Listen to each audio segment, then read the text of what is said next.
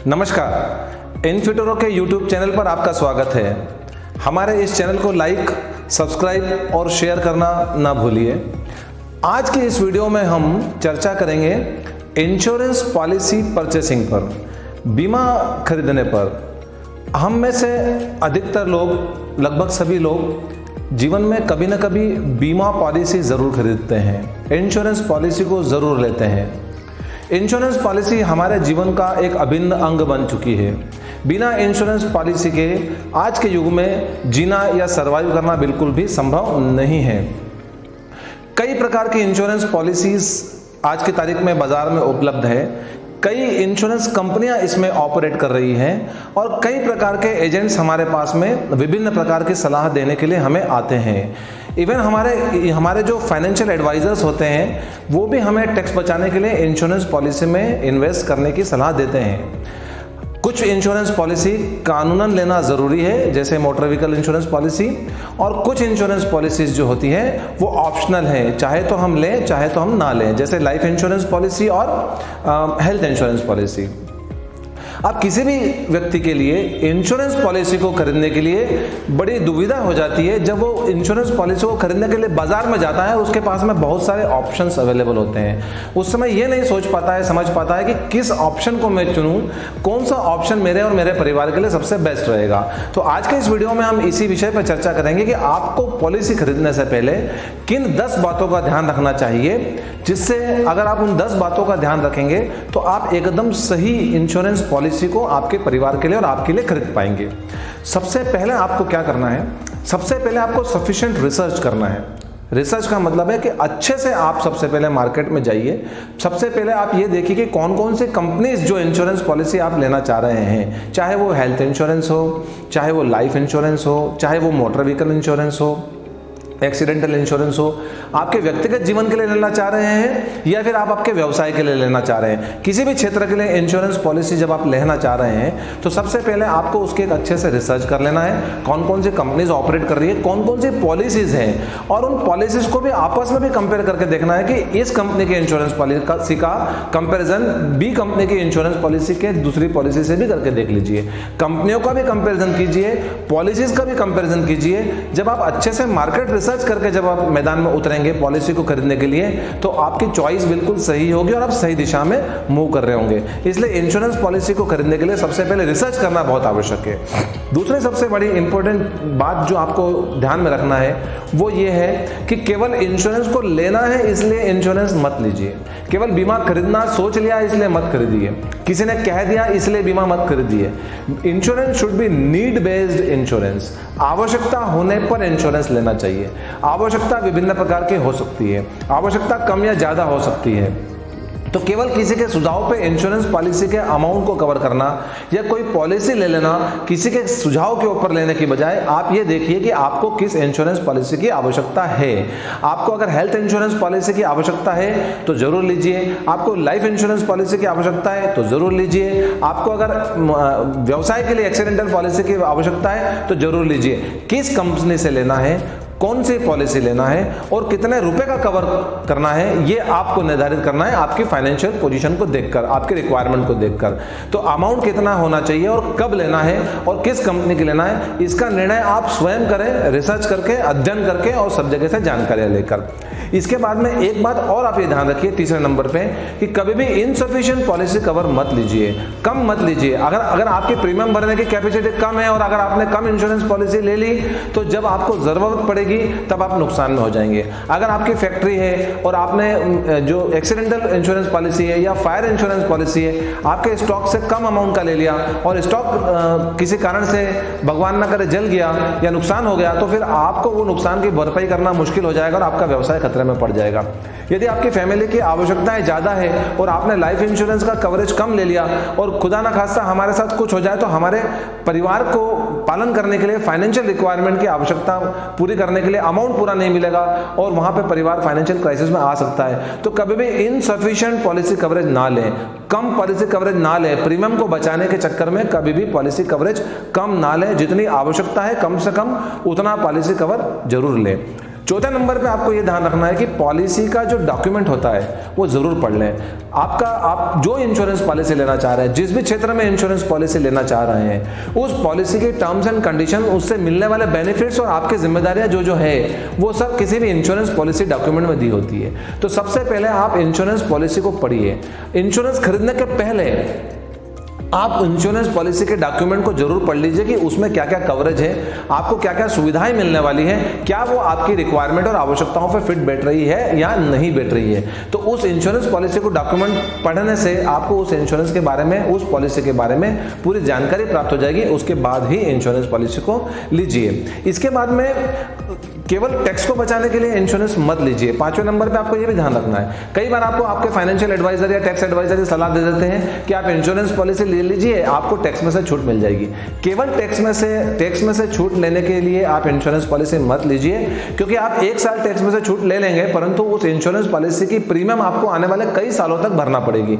तो क्या आप उस पॉलिसी की प्रीमियम को कई सालों तक भरना चाहते हैं? क्या आपको टैक्स में से मिलने वाली छूट उतनी ज्यादा है कि आप आपके जेब में से आवश्यक खर्चों की कटौती करके इंश्योरेंस पॉलिसी ले रहे हैं? तो फिर इंश्योरेंस पॉलिसी मत लीजिए। यदि आपकी कैपेसिटी है और आपको टैक्स में से मिलने वाली छूट जो है वो पर्याप्त है, तभी आप इंश्योरेंस पॉलिसी लीजिए। सिर्फ टैक्स बचाने के लिए इंश्योरेंस पॉलिसी कभी भी नहीं लेना चाहिए। उसके बाद में इंश्योरेंस पॉलिसी का कवर कितना रखें, ये भी आपको ध्यान रखना पड़ेगा। 6ठे नंबर पे आप ये ध्यान रखिए कि जो इंश्योरेंस पॉलिसी की प्रीमियम आपको चुकाना है, मंथली हो, चाहे क्वार्टरली हो, चाहे ईयरली हो, आप उस इंश्योरेंस पॉलिसी के प्रीमियम को हर साल या हर किस्तों को चुका पाएंगे? क्या आपको बाद में उसको चुकाने की तकलीफ तो नहीं आएगी? कई बार आप जो है बड़ा अमाउंट का इंश्योरेंस पॉलिसी ले लेते हैं, अपनी हैसियत से ज्यादा इंश्योरेंस पॉलिसी का कवर ले लेते हैं, भविष्य में होने वाली आमदनी को सोच करके मुझे भविष्य में आमदनी बढ़ने वाली है, आप ज्यादा इंश्योरेंस प्रीमियम की पॉलिसी ले लेते हैं, और एक समय के बाद में ऐसा देखा गया है कि लोग फिर उस इंश्योरेंस पॉलिसी के प्रीमियम को नहीं भर पाते हैं और एक समय के बाद में फिर उस पॉलिसी को डिसकंटिन्यू करना पड़ता है। वो डिसकंटिन्यू करने के अपने कई नुकसान है। क्या नुकसान है, हम हमारे आने वाले किसी और वीडियो में उसके बारे में हम लोग चर्चा करेंगे। इसलिए इंश्योरेंस का जो प्लान है वो आप अफोर्डेबल लीजिए, जिसको आप अफोर्ड कर सकें और भविष्य में भी आप कंटिन्यू रख सकें उसको। उतना ही इंश्योरेंस प्रीमियम अगर आप रखेंगे तो आप हमेशा इंश्योरेंस प्लान में सक्सेसफुल होंगे। 7वें नंबर पे जो आपको ध्यान रखना है, इन सब करने के बाद में, रिसर्च करने के बाद में, पॉलिसी डॉक्यूमेंट करने के बाद में भी आपको ये रिकमेंड करेंगे हम कि आप जो इंश्योरेंस पॉलिसी जहां तक हो सके किसी इंश्योरेंस एजेंट की सलाह से ही लीजिए। आप ऑनलाइन ले सकते हैं, ऑनलाइन निसंदेह सस्ता पड़ता है, सुगम पड़ता है, परंतु अगर आपको इंश्योरेंस का पूरा नॉलेज नहीं है, अगर आप वित्तीय क्षेत्र में एक्सपर्ट नहीं हैं, अगर आप वित्तीय क्षेत्र में पारंगत नहीं हैं और स्वयं निर्णय नहीं कर सकते हैं कि कौन सी इंश्योरेंस पॉलिसी आपके लिए अच्छी है, तो हमेशा किसी एक अच्छे इंश्योरेंस एजेंट से सलाह लीजिए, उसके साथ मीटिंग फिक्स कीजिए और दिल में जो प्रश्न है वो सारे प्रश्न उससे पूछिए, खुलकर पूछिए, उससे पॉलिसी डॉक्यूमेंट के बारे में सब कुछ पूछिए, उससे क्या वो राय देता है आप वो भी समझिए। समझने के बाद में अगर आप किसी इंश्योरेंस एजेंट के थ्रू इंश्योरेंस पॉलिसी लेंगे तो आपको उसके 2 फायदे हैं। एक तो आप उस प्रकार की पॉलिसी ले पाएंगे जिस पॉलिसी की आपको जरूरत है। दूसरा, अगर आपको उस पॉलिसी का क्लेम लेना पड़े तो उस क्लेम को लेने में इंश्योरेंस एजेंट जो है आपकी भरपूर मदद करेगा इंश्योरेंस कंपनी से आपको क्लेम दिलवाने में। तो जहां तक हो सके, संभव हो, किसी इंश्योरेंस एजेंट को आप बुलाइए, उससे मीटिंग कीजिए और इंश्योरेंस एजेंट के साथ में चर्चा करने के बाद ही अगर आप पॉलिसी लेंगे तो काफी फायदेमंद रहेगा। और 8वीं जो महत्वपूर्ण बात है, बीमा कंपनी से कभी भी कुछ मत छुपाइए। चाहे आप ऑनलाइन पॉलिसी खरीद रहे हो, चाहे आप ऑफलाइन एजेंट के थ्रू खरीद रहे हो, आप कभी भी बीमा कंपनी से कभी भी कुछ मत छुपाइए। जैसे आप पॉलिसी डॉक्यूमेंट को पढ़कर बीमा कंपनी के बारे में पूरी जानकारी ले लेते हैं, रिसर्च करके पॉलिसी के बारे में पूरी जानकारी ले लेते हैं उस पॉलिसी को पढ़कर, वैसे ही आपको भी अपने बारे में बताना है, अपनी एज, अपनी बीमारियां, अपने सारी बातें जो हैं, जो इंश्योरेंस एजेंट जानना चाहे, जो इंश्योरेंस कंपनी जानना चाहे, वो बिल्कुल सही बताइए अपने बारे में। कुछ भी इंश्योरेंस कंपनी से इंश्योरेंस खरीदते समय छुपाइए मत, जानकारी कम मत दीजिए और गलत जानकारी मत दीजिए। यदि आप कुछ छुपाते हैं, कुछ गलत जानकारी देते हैं, तो भविष्य में हो सकता है कि आपको या आपके परिवार को इंश्योरेंस का क्लेम मिलने को में दिक्कत आए और इंश्योरेंस कंपनी रिजेक्ट कर दे। कई मामलों में देखा गया है कि मटेरियल तथ्य जो होते हैं, मटेरियल जानकारी जो होती है, मुख्य जानकारियां छुपा दी गई, उसके कारण से इंश्योरेंस कंपनीज ने इंश्योरेंस का क्लेम देने को मना कर दिया। तो कभी भी अपने बारे में कोई सी भी जानकारी इंश्योरेंस एजेंट से, इंश्योरेंस कंपनी से मत छुपाइए। और किसी के भी कहने पर, किसी भी की सलाह पर यूलिप प्लान मत ले लीजिए। यूनिट लिंक्ड इंश्योरेंस प्लान जो होते हैं, इंश्योरेंस का उद्देश्य आपको जानना पड़ेगा कि आप इंश्योरेंस किस कारण से ले रहे हैं। यदि आप भविष्य में बचत के लिए ले रहे हैं तो बहुत सारे मनी बैक प्लान आपके पास में है जो आपको भविष्य में इंश्योरेंस भी कवर करते हैं, आपका जीवन बीमा भी कवर करते हैं और बाद में आपको पैसा वापस भी दे देते हैं। यूलिप प्लान वो होते हैं जिसमें पैसा इक्विटी मार्केट में लगता है, रिस्की सिक्योरिटीज में लगाती है इंश्योरेंस कंपनी आपकी सहमति के बाद में। तो यूलिप प्लान आप तभी लीजिए जब आप उस रिस्क को बियर करने के लिए तैयार हैं, उस रिस्क को सहन करने के लिए तैयार हैं। अगर आप लेस रिस्की जोन में इंश्योरेंस लेना चाहते हैं तो यूलिप प्लान से बचना चाहिए। परंतु अगर आप चाहते हैं कि आपको ज्यादा पैसा रिटर्न में मिले, आपका पैसा ज्यादा ग्रोथ होकर आपको मिले इंश्योरेंस के साथ में, और आप रिस्क भी लेना चाहते हैं, आपका एक्स्ट्रा पैसा है जिसमें आप रिस्क ले सकते हैं, तो ही आप इंश्योरेंस के यूलिप प्लान में जाइए। अदरवाइज आप यूलिप प्लान अपने एजेंट से पूछिए कि ये यूलिप प्लान है क्या, और अगर आप रिस्क नहीं लेना चाहते तो यूलिप प्लान को आप अवॉइड कीजिए, यूनिट लिंक्ड इंश्योरेंस प्लान को आप अवॉइड कीजिए और कम से कम लीजिए तो आपका रिस्क कम होगा। इन 9 बातों को जानने के बाद में एक 10वीं और महत्वपूर्ण बात जो आपको ध्यान रखना है कि इंश्योरेंस पॉलिसी लेने के बाद में आप बैठ मत जाइए। केवल बैठना नहीं है, हमें इवेल्युएट भी करना है, उस इंश्योरेंस पॉलिसी पे निगाह भी रखनी है, इंश्योरेंस कंपनी पे भी निगाह रखनी है, उसके परफॉर्मेंस में भी निगाह रखनी है। जैसे अगर आपने एक पर्टिकुलर अमाउंट का इंश्योरेंस लिया है, यदि किसी व्यक्ति ने 20 साल पहले 50,000 रुपए का इंश्योरेंस लिया था अपनी लाइफ के लिए, या 1 लाख का इंश्योरेंस लिया था अपनी लाइफ को कवर करने के लिए, तो 20-25 साल पहले वो सफिशिएंट माना जाता था कि अमाउंट ठीक है, 1 लाख रुपया बड़ा अमाउंट हुआ करता था 20-25 साल पहले। परंतु आज रुपए की वैल्यू डेप्रिशिएट जैसे होते जा रही है और जैसे जैसे इन्फ्लेशन बढ़ता जाता है, तो फिर क्या होता है कि रुपए की परचेसिंग पावर जो होती है वो कम होती जाती है। जब परचेसिंग पावर कम होती है तो आज से 25 साल बाद, अगर आपने आज इंश्योरेंस 5 लाख का लिया है तो आज से 25 साल के बाद में 5 लाख की उतनी वैल्यू नहीं रह जाएगी। तो समय समय पर आपको आपके इंश्योरेंस अमाउंट को जो है उसको इवेल्युएट करना पड़ेगा, और अगर ऐसा लगता है कि कम पड़ रहा है, इन्फ्लेशन ज्यादा बढ़ रहा है, तो आप एडिशनल इंश्योरेंस लेते चले जाइए। आपकी कैपेसिटी के हिसाब से एडिशनल इंश्योरेंस और इंश्योरेंस में वृद्धि करते जाइए, ताकि अगर आपको जरूरत पड़ जाए या आपके परिवार को जरूरत पड़ जाए तो कम से कम उतना रुपया मिल जाए जिससे आपकी फाइनेंशियल नीड पूरी हो जाए।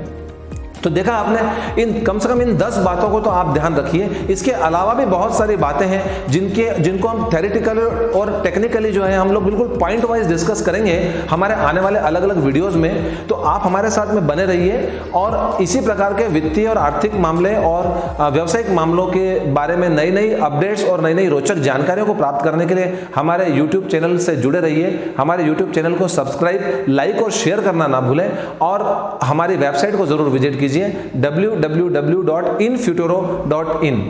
Thank you.